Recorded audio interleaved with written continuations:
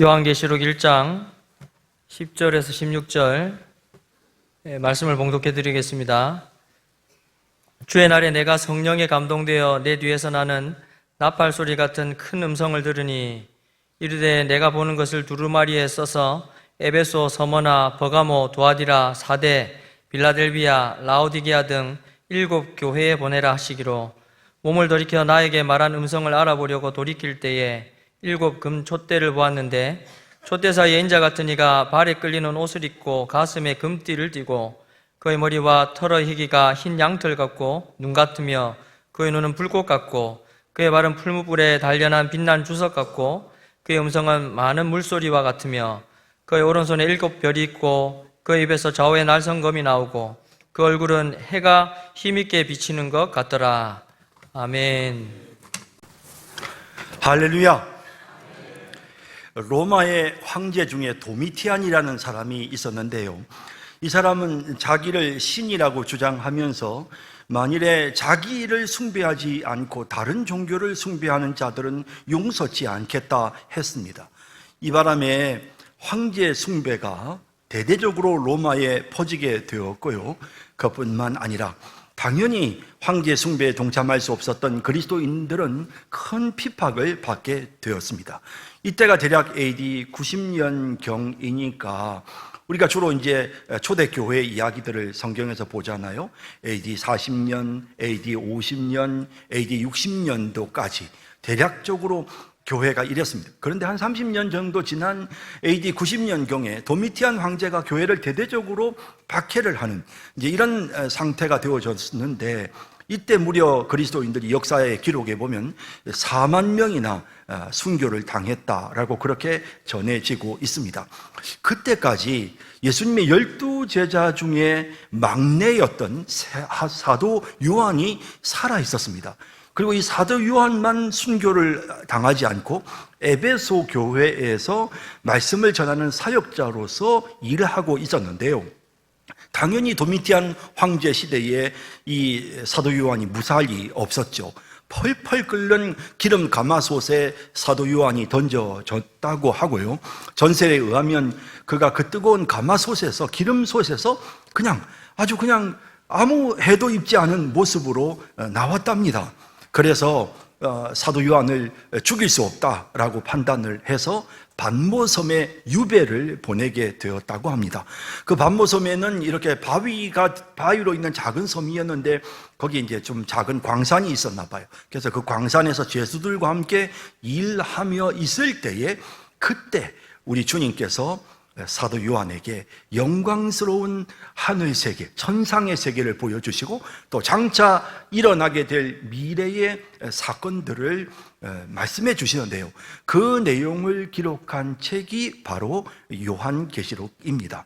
그러니까 사도 요한이 굉장한 핍박 속에서 지금 고통을 겪고 있었고, 또 뿐만 아니라 당시에 도미티안 황제의 박해에 의해서 수많은 사람들이 정말 두려움과 공포에 떨고 있었던 그러한 시대에 이제 우리 주님께서 요한계시록을 기록되게 하심으로 이 요한계시록의 메시지는 승리에 대한 확신, 정말 반드시 교회는 승리한다, 사탄이 아무리 강한 힘으로 교회를 핍박해도 하나님의 백성들은 반드시 보호받고 승리한다라는 사실을 아주 명확하게 보여주는 책이 바로 요한계시록입니다. 그래서 사실 우리가 이제 요한계시록을 보면 거기에 아주 무서운 심판에 대한 내용들이 나오거든요. 7 인, 7 또 나팔, 7 대접, 막 이런 것들이 나오니까 굉장히 두렵고, 그래서 요한계시록을 읽다 보면 공포가 밀려오기도 하는데요, 사실은 자세하게 보면 하나도 두려워할 필요가 없는 것이, 여기에 나오는 이 모든 재앙은 하나님의 백성들을 해롭게 하는 사탄과 그리고 또 모든 세상의 세력과 악인들에 대한 하나님의 심판이고 하나님이 그들에게 내리시는 재앙이라는 것을 보게 되는 것입니다. 그러면서 그런 핍박 속에서도 하나님 백성들은 반드시 보호받고, 그리고 무엇보다도 저 영광스러운 새하늘과 새 땅에서 영원한 안식을 누리게 된다라고 하는 사실을 보여주는 책이 바로 요한계시록입니다. 그래서 사실 요한계시록은요, 위로의 책이고요, 요한계시록은요, 정말 힘든 고통과 괴로움 속에 있는 사람들이 이 요한계시록을 제대로 읽으면 막 활기가 넘치고 기쁨이 넘치고 소망이 충만해지는 그와 같은 내용을 요한계시록이 담고 있는 것입니다. 그러면서 요한계시록은 계속 승리에 대한 내용으로 가득 차 있습니다. 특히 백마를 타신 예수 그리스도께서 나타나셔서 이제 마지막 정말 이 사탄과의 전쟁에서 크게 승리를 거두시는 그런 내용이 정말 아주 절정에 도달하면서 나타나고, 19장에 가면 이제 그런 내용들이 나타나고, 그렇게 함으로써 이제 이 땅에 새 하늘과 새 땅이 완성되고 하나님 나라 백성들이 거룩한 성령의 인을 받고, 그리고 그 새 하늘과 새 땅에서 영원히 주님과 함께 있게 되는 이런 영광스러운 내용을 요한계시록이 보여주고 있는 것입니다. 그런데 우리는 의문을 갖습니다. 그렇다면 우리 주님께서 승리하고 이기셨고 궁극적으로 교회는 승리한다고 말씀하셨으니, 그렇다면 오늘 우리는 그럼 가만히 있어도 되는 것일까? 그럼 우리는 뭘 어떻게 해야 하는 걸까라는 생각을 하게 되는 것입니다. 여러분, 요한계시록 2장과 3장은 그 이후에 나오는 내용과는 달리 편지의 형식으로 되어 있습니다. 당시에 소아시아 지역에 있었던 7개의 교회가 있었는데요, 그 7개의 교회에 보낸 편지입니다. 자, 그 편지의 내용이 뭐냐면 싸우라는 것입니다. 승리하라는 것입니다. 어떤 핍박 속에서도, 어떤 사탄의 유혹 속에서도 승리하라는 것입니다. 이기는 자가 되라는 것입니다. 물론 주님이 이기십니다. 궁극적으로는 하나님의 교회가 승리합니다. 하지만 이 땅의 지상에 있는 교회들은 이 싸움에서 계속해서 싸움을 싸워야 합니다. 그리고 주님의 승리를 믿는 믿음으로 나아가야 하고, 그리고 정말 그 주님의 승리를 우리가 경험하고 누려야 하는 것입니다.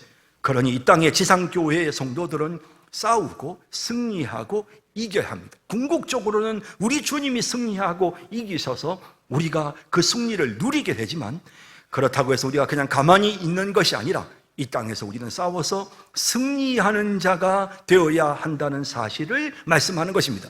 그래서 요한계시록 2장과 3장에 나오는 이 7교회에 보낸 편지의 내용은 한마디로 말해 승리하는 교회, 이기는 성도가 되라고 말씀하시는 내용을 담고 있는 것입니다.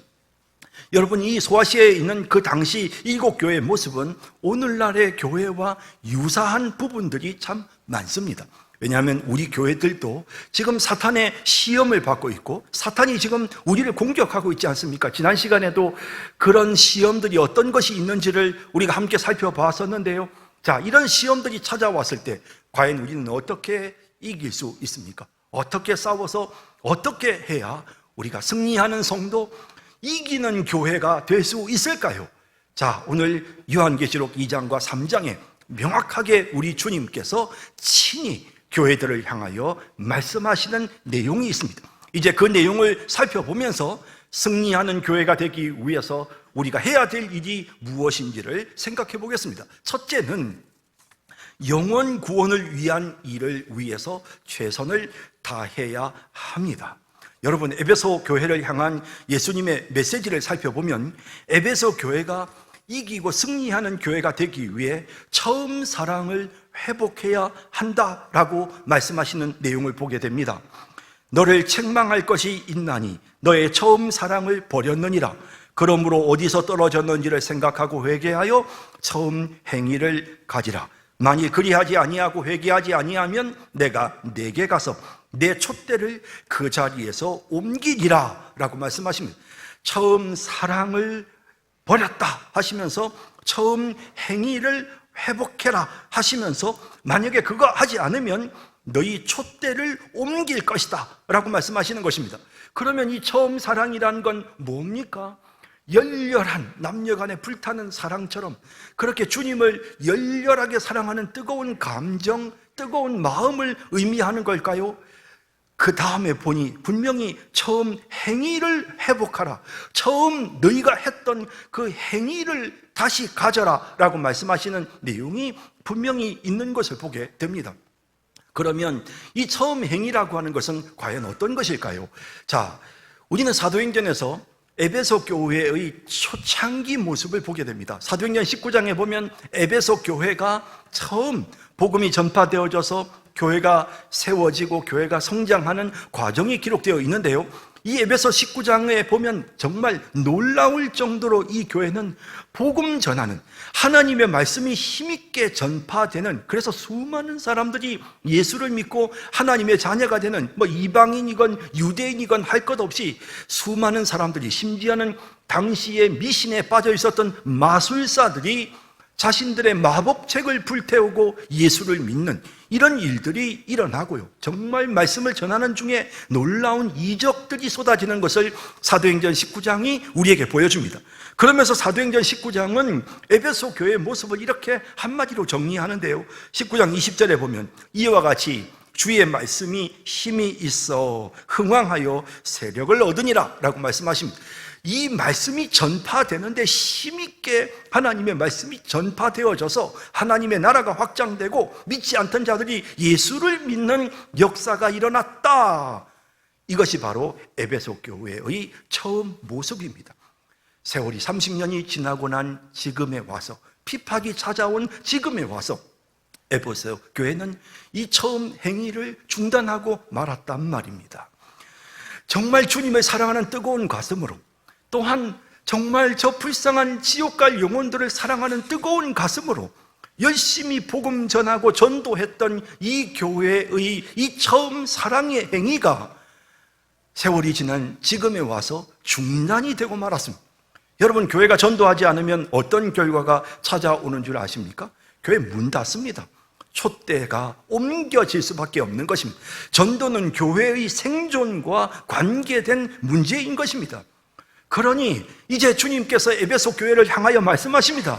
처음 사랑을 회복해라. 처음에 너희가 했던 그 첫 사랑의 행위, 복음 전하는 전도에 열정적으로 복음 전했던 그 모습을 다시 회복해라.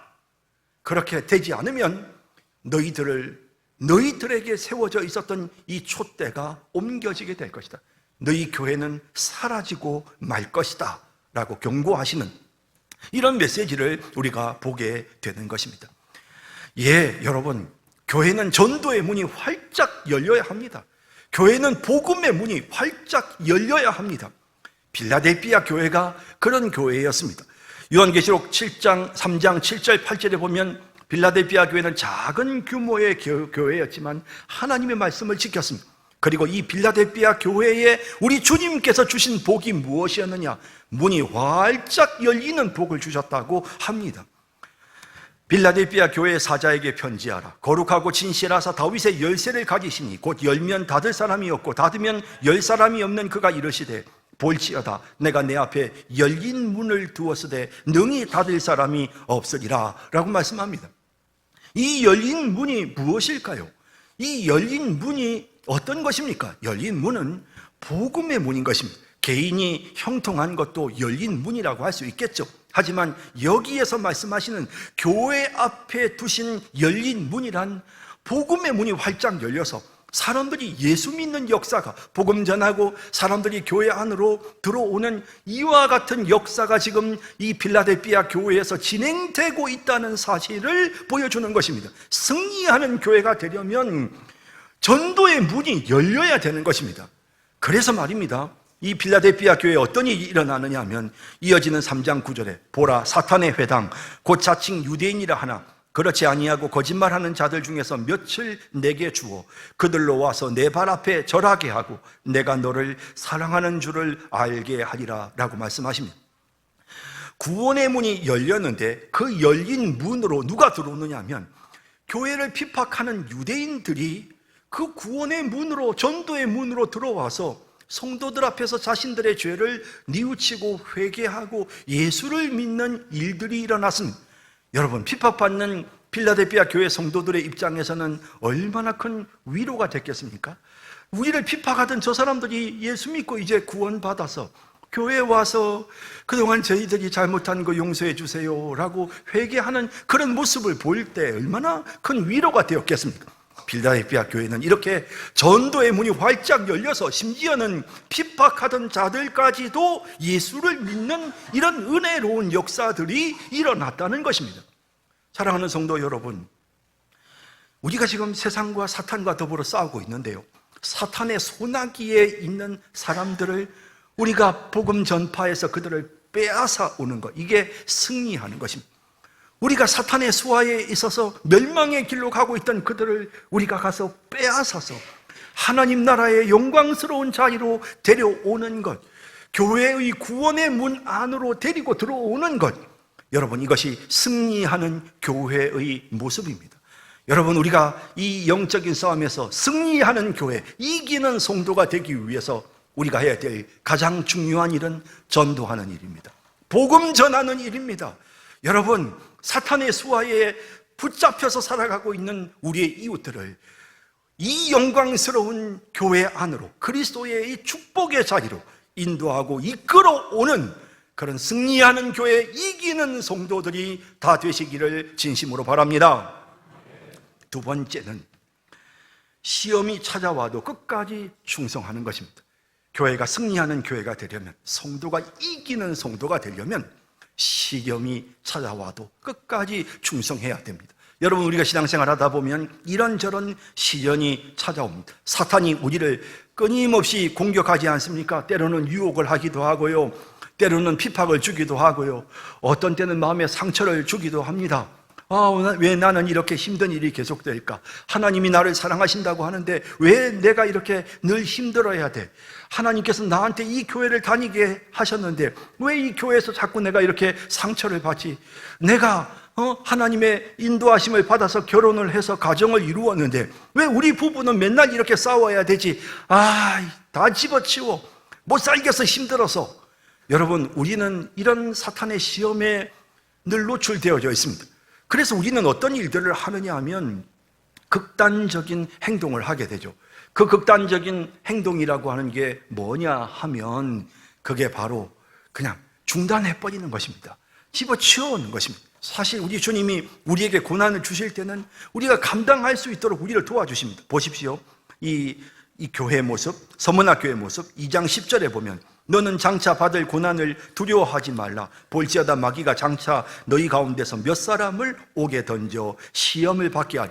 우리 주님이 감당할 수 있는 시험을 주시니까요, 몇 사람만 옥에 던져집니다. 전부 다 핍박이 찾아온다고 모조리 다 전부 다 감옥에 들어가는 게 아니고 몇 사람만 감옥에 던져져서 시험을 받게 됩니다. 왜? 감당할 수 있도록 주님이 시험의 강도를 조절하고 계십니다. 그리고 보세요. 너희가 10일 동안 환난을 받으리라.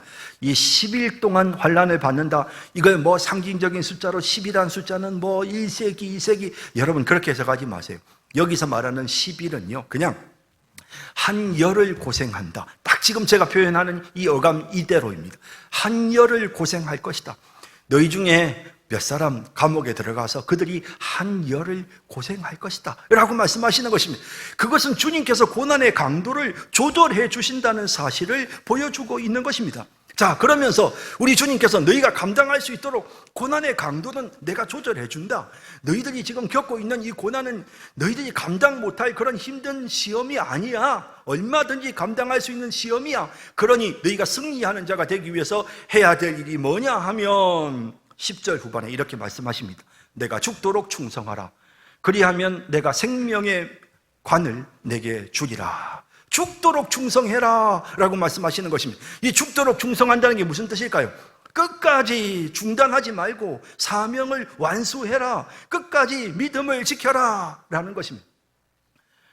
여러분, 정말 중단하고 싶은 생각들이 찾아오거든요. 사탄은 우리의 마음속에 꼭 중단하고 싶은 생각을 집어넣어줍니다. 내가 뭐 교회 와서 봉사했더니 뭐 이게 뭐야 도대체, 나 이거 안 해, 이제 앞으로 이제 뭐 이런 일 나 하기 싫어, 안 가. 뭐 나 기관 모임에 안 가, 나 구역 모임도 가기 싫어, 나 뭐 교사 뭐 성가대 나 안 해. 시험 들어가지고 도중에 중단하는 사람들 참 많습니다. 또 어떤 사람들은 내가 이 교회 다니나 봐라, 내가 이제 다시는 내가 이 교회 안 다닌다, 내가 다른 교회 옮긴다. 교회 옮기려고 하는 사람들도 많습니다. 그런 사람들 보면 또 가서 또 얼마 있다가 정착하지 못하고 또 옮기고 또 옮기고를 반복하는 이런 모습을 보게 되죠. 떠나고 중단하려고 합니다. 내가 정말 더 이상 못 참겠어, 내가 꼭 말이지 저런 사람하고 살아야 돼, 이혼해, 이혼. 내가 이런 직장 꼭 다녀야 돼, 나 그만둘 거야. 여러분, 우리는 좀 어려운 힘든 일이 생기면 중단하고 싶은 그런 유혹을 받게 될 때가 많습니다. 근데 주님은 우리에게 말씀하십니다. 내가 너에게 맡긴 가정이라면, 내가 너에게 준 직장이라면, 내가 너에게 준 사명이고, 내가 너를 이끌어 그 교회에 다니게 한 거라면 죽도록 충성해라. 마지막 순간까지 변함없이 끝까지 충성해라 라고 말씀하시는 이런 모습을 보게 되는 것입니다. 버가모 교회에도 안디바라는 성도가 죽도록 충성하는 모습을 보여주었습니다. 주님 칭찬하십니다.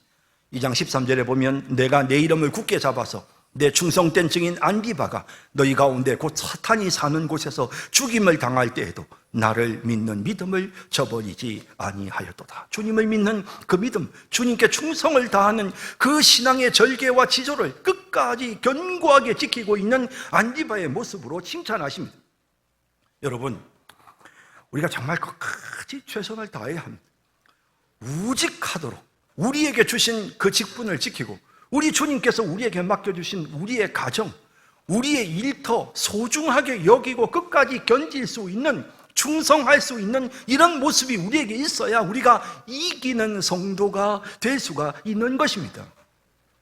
우리 교회는 이제 은퇴하신 분들에게 우리가 은퇴라는 말 쓰지 않고 뭐 기도 장로님, 기도 집사님, 기도 권사님 이런 표현을 씁니다. 사실 은퇴라는 말 자체가 되게 세속적인 용어입니다. 하나님 나라의 일에는 은퇴가 없습니다. 이 땅에 우리가 생명이 있다는 것은 하나님이 우리에게 주신 사명이 있다는 것을 말하기 때문에, 그러므로 살아있을 때에는 우리가 그 사명을 수행해야 됩니다.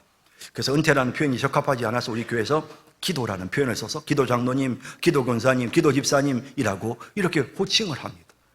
우리 교회 연세 드신 분들 중에 참 이렇게 벌써 이렇게 기도 직분자가 되셨음에도 불구하고, 70이 넘어 기도 직분자가 되셨음에도 불구하고 여전히 변함없이 한결같은 모습으로 그렇게 헌신하고 봉사하시는 분들이 있습니다. 변함없이 새벽 기도에 항상 자리를 지켜주시는 분이 있습니다. 얼마나, 제가 볼 때는 참 그 모습이 얼마나 귀해 보이는지 모릅니다. 정말 이제 나이가 드셨음에도 불구하고 성도들을 위해서 일일이 이름을 불러가면서 기도해 주시는 기도 직분자들이 있습니다. 그렇게 기도하고, 또 그런 분들, 성도들 중에 무슨 어려운 일이 있거나 교회 잘 못 나오는 사람들이나, 혹은 또 이제 곧 교회 나온 새 신자가 있으면 막 챙겨주는 이런 분들이 있으세요. 저는 나이 80이 넘으면 30대, 20대들하고는 소통이 잘 안 될 걸로 생각했습니다. 그런데 보니까 80이 넘으셨는데도 불구하고 20대, 30대들까지 챙기시더라고요. 여러분, 정말 하나님 앞에서 진짜 우리가 보여야 될 모습은 바로 이런 게 아닐까요? 끝까지 정말 내 생명이 끝나는 그날까지 변함없이 충성을 다하는 것입니다. 무슨 내 권위를 내세우고, 사람들 앞에서 내 목소리를 내고, 내가 사람들로부터 알려지고 이런 게 아니라 그저 묵묵하게, 누가 알아주든 알아주지 않건, 내 나이가 어떻든, 내가 병들든 어떻든, 상황이 어떻든지 간에 변함없이 끝까지 충성을 다하는 것이, 그것이 바로 이기는 성도의 모습이고, 이런 성도들이 교회에 있어야 이 교회가 승리하는 교회가 될 수 있는 것입니다. 이런 성도, 이런 교회 되는 우리 모두가 되기를 진심으로 바랍니다.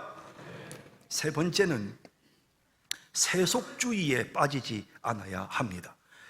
버가모 교회에 발람의 교훈을 따르는 자들이 있었습니다. 2장 14절 15절에 보면 그러나 내게 두어 가지 책망할 것이 있나니 거기 내게 발람의 교훈을 지키는 자들이 있도다.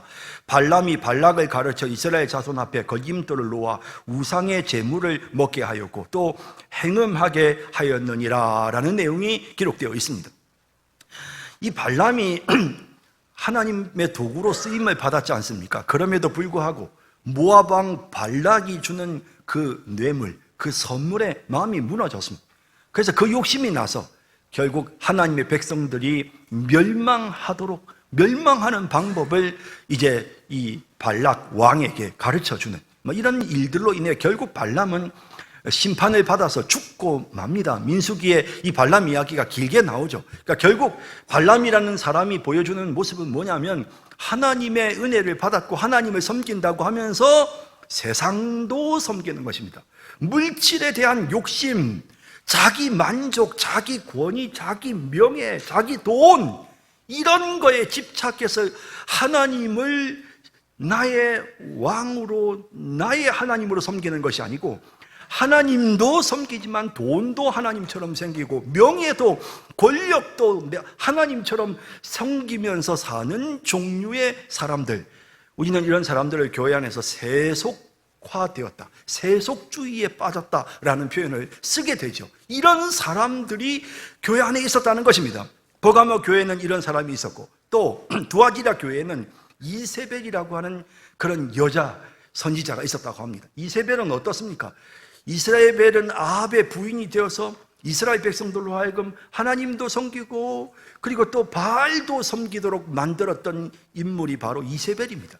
결국 발람이나 이세벨은 공통적으로 하나님을 섬기는 자들로 하여금 하나님도 섬기고 세상도 섬기도록 물질도 생기고 섬기고 탐심을 품고 살도록 이렇게 이끌어가는 유혹하는 부류의 사람들이었습니다.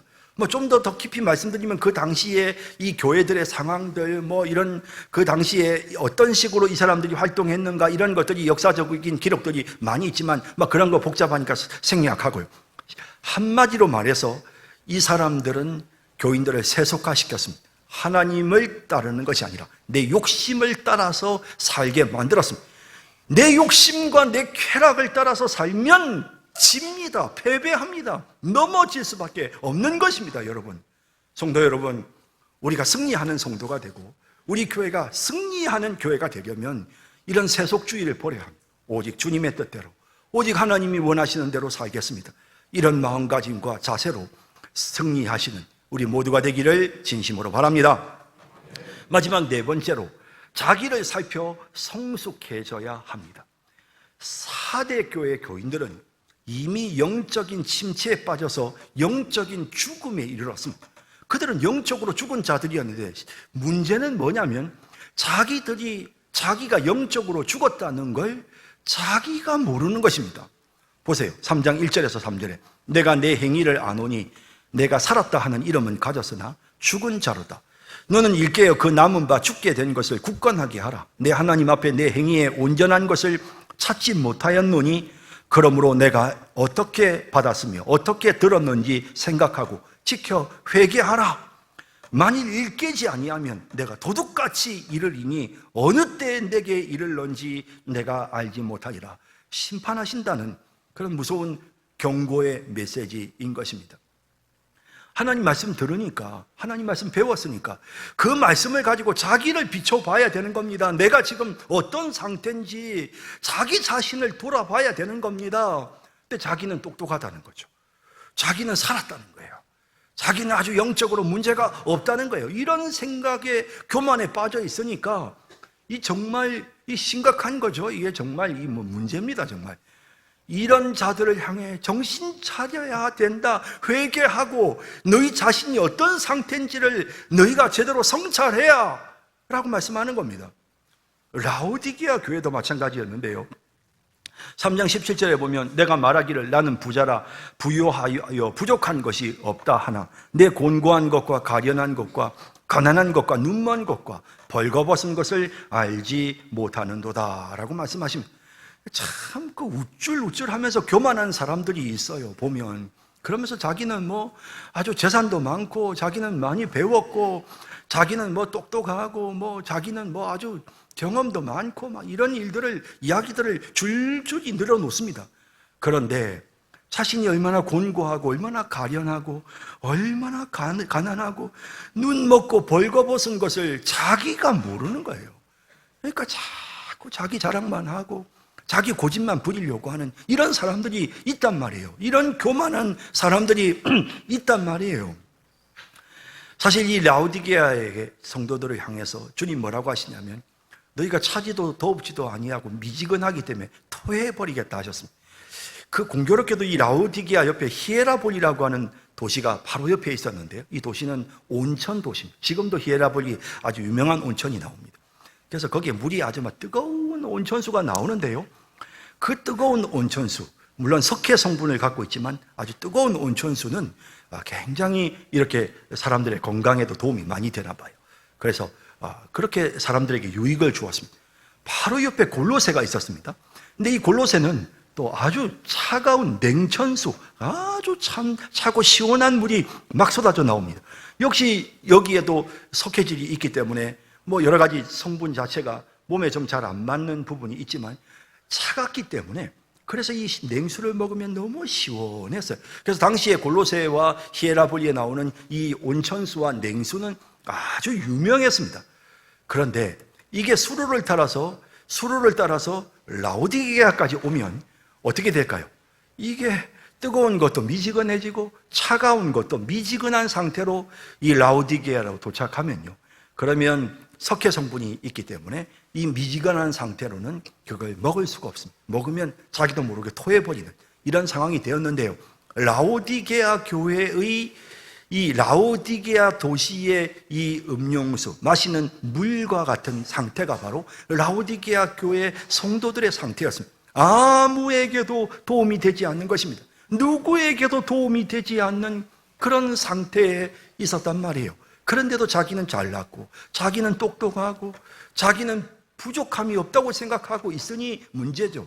이런 자들을 향하여 너희 자신이 어떤 상태인지를 좀 깨달아라 라고 말씀하시는 것입니다. 그러면서 3장 18절 19절에 보면, 내가 너를 권하노니 내게서 불로 연단한 금을 사서 부요하게 하고, 흰옷을 사서 입어 벌거벗은 수치를 보이지 않게 하고, 안약을 사서 눈에 발라 보게 하라.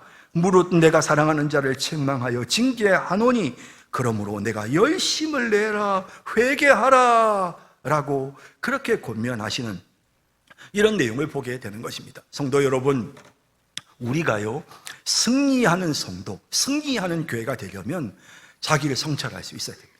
내가 과연 지금 어떤 상태인가? 내가 지금 어떤 모습인가? 하나님 앞에서 나는 과연 어떤 존재인가? 나는 다른 사람들에게 도움이 되는 존재인가? 내가 다른 사람들에게 유익을 주는 존재인가? 하나님이 내 모습을 기뻐하실까? 자기를 성찰하면서, 그러면서 자기의 부족한 부분들을 자꾸 다듬고 또 다듬어서 성숙해져 가야 하는 것입니다. 그럴 때에 비로소 우리가 정말 승리하는 성도, 승리하는 교인이 될 수가 있는 것입니다. 그런 교회가 될 수 있는 것입니다. 자기를 돌아보십시다. 그리고 정말 더 성장할 수 있도록 애쓰고 노력하는 우리 모두가 되기를 진심으로 바랍니다. 오늘 우리는 성도가 이기고 교회가 승리하는 이런 모습이 되기 위해서 복음 전해야 되는구나 하는 사실을 마음에 깊이 깨달았습니다. 그래, 좀 힘들더라도 끝까지 참고 끝까지 성실하게 충성을 다해야 되는구나. 절대로 욕심을 따라서 살아서는 안 돼. 세속주의가 내 마음에 들어오면 안 돼. 그리고 무엇보다도 정말 나 자신이 어떤 상태에 있는지를 항상 성찰하면서 온전한 모습이 되도록, 내가 성숙되도록 노력해야 돼. 그래야 내가 이길 수 있어. 그런 사실들을 오늘 우리가 요한계시록 2장과 3장의 내용을 통해서 깨닫습니다. 하지만 자신이 없습니다. 솔직히 말해서 우리 자신이 너무 연약하기 때문에 이 말씀 듣고 나면 또 잊어버릴 것 같고, 이 말씀대로 우리가 참 살아야 되지만 그렇게 우리 자신이 할 수 있을까 생각해 보면 참 솔직하게 자신이 없는, 그것이 우리의 솔직한 마음이 아니겠습니까? 여러분, 그래서요, 우리가 이 요한계시록을 읽어보면 주님께서 끊임없이 우리에게 동기부여를 해주세요. 이기는 자가 되면 내가 너희들에게 이렇게 상 줄 것이다. 너희가 승리하는 자가 되면 내가 너희에게 이렇게 복 줄 것이다. 계속해서 말씀하십니다. 그뿐만이 아니고요, 요한계시록 전체가 뭐냐면 예수님이 가서 싸워서 승리하시는 내용을 담고 있어요. 내가 싸워서 승리할 거다. 너희 걱정하지 마라. 내가 나가서 싸워서 승리한다 라고 말씀하십니다. 그래서 예수님이 승리하시는 내용이 계속해서 나타나는 것입니다. 얼마나 은혜롭습니까? 아, 주님이 승리하셨구나 라는 것입니다. 그런데 오늘 제가 여러분들과 함께 사실 처음 읽었던 본문은 요한계시록 1장이었습니다. 이 본문에 정말 중요한 내용이 있기 때문에 제가 여러분들과 함께 요한계시록 1장을 읽었습니다. 자, 여러분, 거기 어떤 내용이 있었나 보십시오. 예수님께서 7 금초대 사이를 다니시는 분으로 묘사되고 있습니다. 1장 12절 13절에 보면 7 금초대를 보았는데 촛대 사이에 인자 같으신 이가 발에 끌리는 옷을 입고, 그러면서 그 예수님이 얼마나 영광스러우신지, 그 얼굴은 해가 힘있게 비치는 것 같았다라고 예수님의 모습을 묘사하는데요, 거기에 보면 또 이런 내용도 나옵니다. 오른손에는 7 별을 꽉 붙잡고 계시다라는 내용도 나옵니다. 그러면서 이분이 7 금초대 사이를 거닐고 계시는 거예요. 자, 그러면 우리는 의문이 생기죠. 도대체 금초대는 뭐고 7 별은 뭐지? 예, 여러분, 요한계시록을 너무 어렵게 생각하지 마세요. 성경에 답이 있어요. 요한계시록 1장 20절에 보면 7 금초대는 7 교회예요. 그리고 7 별은 7 교회의 사자, 이 편지를 7개의 사자들에게 보낸다 그랬죠. 7교의 사자는 하나님의 말씀을 전하는 목회자들, 주의 종들입니다. 우리 교회 같으면 7 별에 해당되는 사람은 목사인 저입니다. 자, 여러분, 성경이 우리에게 뭐라고 말씀하시냐면 우리 주님께서 목사를, 담임 목사를, 목회자를 오른손에 꽉 붙잡고 계십니다. 정말 이 담임 목사가 성도들을 승리할 수 있도록, 바른 길로 이끌어갈 수 있도록 주님께서 능력의 오른손으로 그 7 별을 꽉 붙잡고 계시는 거예요. 그래서 성도들이 진짜 바른 길로 잘 이끌어서 승리하는 교인들이 되도록 만들도록 그렇게 목사를 사용하시는 거예요. 그리고 또 뭐예요? 예수님께서 7 금초대 사이를 거니십니다. 7 촛대가 뭐라고 그랬죠? 교회라고 말씀드려요. 예수님은 교회 사이를 거닐고 계십니다. 자, 이 말은 무슨 뜻이냐면 예수님이 우리 교회에 함께 계신다는 것을 말씀하시는 거예요. 예수님이 지금 여기에 우리와 함께 계신다는 거예요. 예수님께서 우리와 승리하신 능력의 주님이 지금 우리와 함께 계시면서 우리를 돌봐주시는 것입니다. 우리와 함께 해주시고 우리를 도와주시는 것입니다. 우리가 승리할 수 있도록, 이길 수 있도록 우리를 인도해 주시는 것입니다. 그리고 교회 담임 목사를, 목회자를 하나님이 세우셔서 그를 오른손으로 붙잡아서 성도들이 승리하는 길로 나아가도록 구약의 선지자들을 세워서 하나님이 사용하시듯이 신약교회에서도 사자들을 세워서 말씀 전하는 주의 종들을 세워서 그들을 통해서 성도들이 승리하는 길로 갈 수 있도록 이끌어 가시는, 여러분, 그래서 우리에게 소망이 있는 것입니다. 우리가 참 부족하고 연약하지요. 예, 하지만 우리 승리할 수 있습니다. 왜냐하면 우리 주님, 승리하신 주님, 만왕의 왕, 만주의 주, 모든 사탄의 세력을 멸하신, 승리하신 우리 주님이 우리와 함께 계십니다. 그 주님이 우리 곁에 거닐고 계십니다. 그러니 그분을 의지하고 바라볼 때 우리가 승리할 수 있는 것입니다. 우리 주님이 우리를 도와주신다고 하시니 그 주님을 바라보고 의지하면서 우리 전도하십시다. 어떤 경우에도 끝까지 충성하십시다. 여러분, 절대 인간의 욕심에 사로잡혀 살지 말고 자기 자신을 항상 돌아보면서 조금씩 더 성숙해지도록 그렇게 애쓰고 노력하십시다. 주님이 도와주십니다. 주님이 우리 곁에서 우리를 도와주십니다. 그 주님을 의지하면서 정말 승리하는 우리 성도님들, 이기는 우리 교회 되기를 주님의 이름으로 축복합니다. 기도하겠습니다. 사랑의 주님, 오늘 말씀을 통해서 우리에게 희망을 주셨습니다. 주님 바라봅니다. 우리 주님 의지합니다. 우리와 함께 계신 주님, 우리를 붙잡아 주시옵소서. 우리의 입술이 열려서 하나님, 우리 교회 전도의 문이 활짝 열리게 해주소서. 하나님, 우리 성도들이 끝까지 죽도록 충성하게 하소서. 어떤 경우에도 발람과 이세벨과 같은 자들이 우리 교회에 없게 하소서. 그리고 우리 자신을 성찰해서 차지도 더웁지도 않은 미지근한 상태에 있는 우리의 연약한 모습을 성찰해서 하나님 앞에서 더 온전하게 성숙되어지게 하소서. 주님 바라봅니다. 주님 의지합니다. 주님의 오른손으로 붙잡아 주신 담임 목사를 주님 능력의 장중에 붙잡아 주시고, 주님 우리 성도들과 함께 하시면서 우리 성도들을 승리의 길로 인도해 주옵소서. 예수님의 이름으로 기도드립니다.